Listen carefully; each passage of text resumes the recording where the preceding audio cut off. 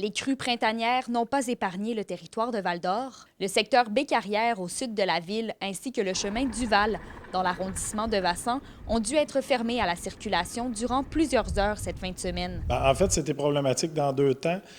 Au niveau de Vassan, du chemin Duval, en fait, c'est que le pont a été fermé par le ministère des Transports. Donc, de chaque côté, on peut s'y rendre. Par contre, au niveau de Baie-Carrière, ça venait isoler, en fait, les gens qui demeurent au Lac-Clair.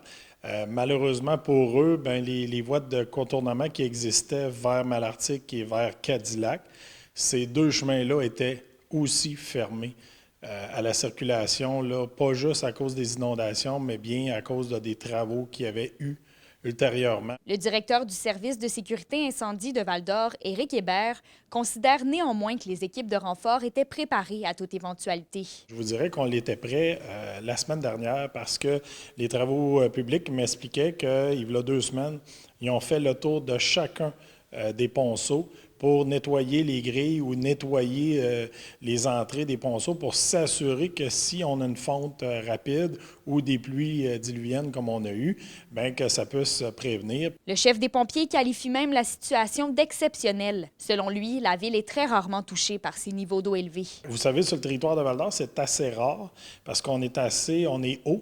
Donc, c'est plus nous qui inondent les autres municipalités. C'est comme nous, la rivière Aricana s'en va vers Amos. C'est assez exceptionnel ce qu'on vit là en ce moment.